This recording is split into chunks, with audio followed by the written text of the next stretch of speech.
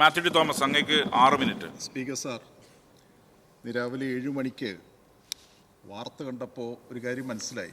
വാർത്തകളിലൂടെ ഒരു പ്രത്യേക ചാനൽ വാർത്തകളിലൂടെ പറയുകയാണ്, ഇന്ന് നിയമസഭയിൽ അടിയന്തര പ്രമേയം. നമ്മളിപ്പോൾ നടപടി നിർത്തിവെക്കുന്ന ഉപക്ഷേപം ഇവിടെ ഉപയോഗിക്കുന്നെങ്കിലും മാധ്യമങ്ങൾ ഇപ്പോൾ ഉപയോഗിക്കുന്ന വാക്ക് അടിയന്തര പ്രമേയം.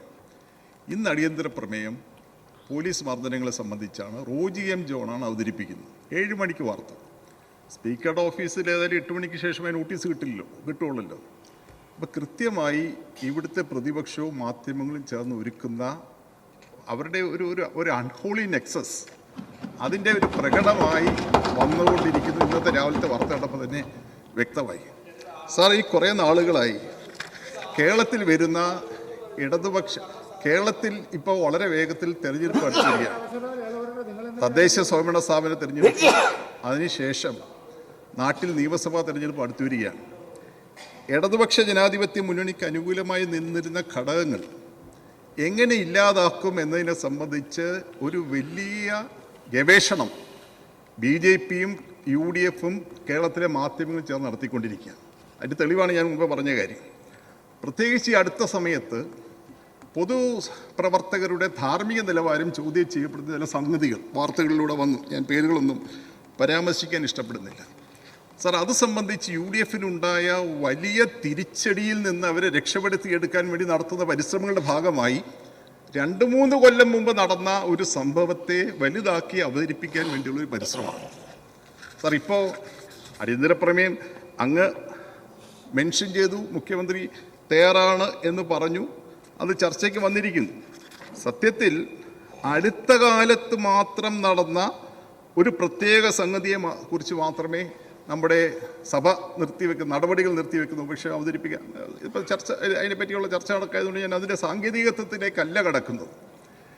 ഇത്രയും പഴക്കമുള്ളൊരു വിഷയം ഇവിടെ സേവ്യർ ചിറ്റപ്പള്ളി സൂചിപ്പിച്ചതുപോലെ നിരവധി സമ്മേളനങ്ങൾ നടന്നതിന് ശേഷവും അവതരിപ്പിക്കാതെ ഇപ്പോൾ കൊണ്ടുവരേണ്ട കാര്യം എന്താണ്?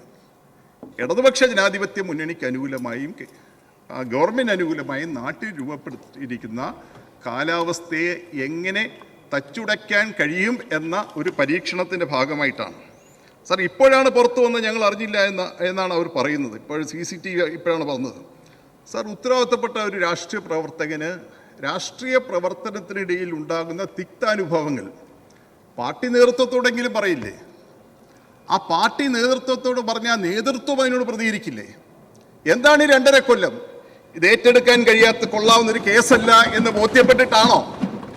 ഇത് ഒരു കാരണവശാലും നമുക്ക് മുന്നോട്ട് കൊണ്ടുപോകാൻ കഴിയില്ല എന്ന തിരിച്ചറിവിലാണോ പ്രതിപക്ഷം ഇതുവരെ അതിനെപ്പറ്റി മിണ്ടാതിരുന്നത് എന്ന പ്രസക്തമായ ഒരു ചോദ്യമാണ് ഞാൻ ഉന്നയിക്കാൻ ശ്രമിക്കുന്നത്. സാർ, പോലീസിലെന്നും പുഴുക്കുത്തുകൾ ഉണ്ടായിട്ടുണ്ട്, ഇല്ല എന്നൊന്നും ഞാൻ പറയുന്നില്ല. ഇടതുപക്ഷ ജനാധിപത്യ മുന്നണിയുടെ വ്യക്തമായ നയം, അതിന് വിരുദ്ധമായി പ്രവർത്തിക്കുന്ന പോലീസുകാരൻ ഏത് റാങ്കിൽപ്പെട്ട ആളാണെങ്കിലും നടപടി സ്വീകരിക്കും എന്ന് ബഹുമാനപ്പെട്ട മുഖ്യമന്ത്രി പ്രഖ്യാപിച്ചിട്ടുണ്ട്.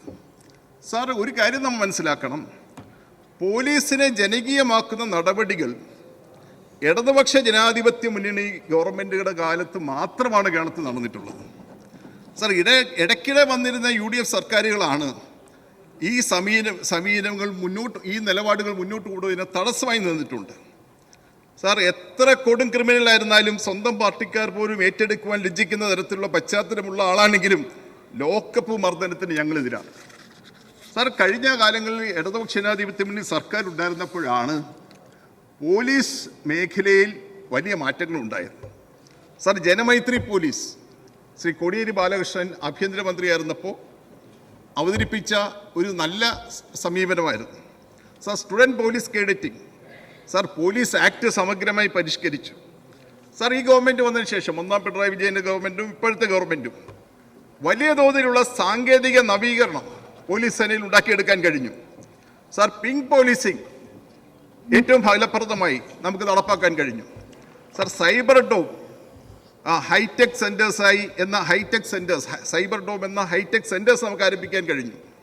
സാർ, IT സൗകര്യങ്ങൾ, വിവരസാങ്കേതിക വിദ്യയുടെ സങ്കേതങ്ങൾ അവലംബിച്ചുകൊണ്ട് നൂതനമായ അന്വേഷണ രീതികളിലേക്ക് പോകാൻ ഡിജിറ്റൽ നിരീക്ഷണം കൊണ്ടുവരാൻ കഴിഞ്ഞു. സാർ, അതുകൊണ്ട് തന്നെ അഴിമതിരഹിത പോലീസ് എന്ന സംഗതിയിൽ ഇന്ത്യ രാജ്യത്ത് 1-ാം സ്ഥാനം നേടുവാൻ കേരളത്തിലെ പോലീസിന് കഴിഞ്ഞിരിക്കുകയാണ്.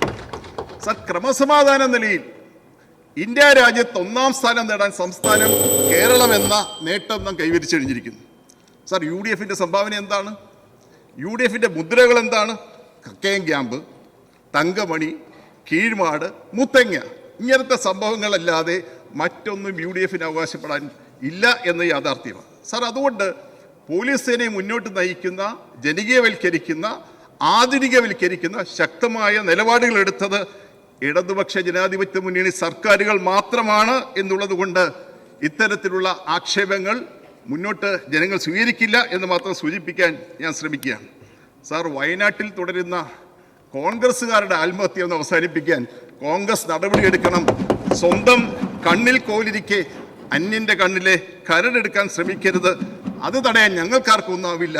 ഒരു കാലത്ത് കർഷകരുടെ ആത്മഹത്യയായിരുന്നു വയനാട്ടിൽ ഉണ്ടായിക്കൊണ്ടിരുന്നത്. കാർഷിക കടാശ്വാസ നിയമം വന്നപ്പോൾ സ്വിച്ച് ഓഫ് ചെയ്യുന്ന പോലെ നിന്നു.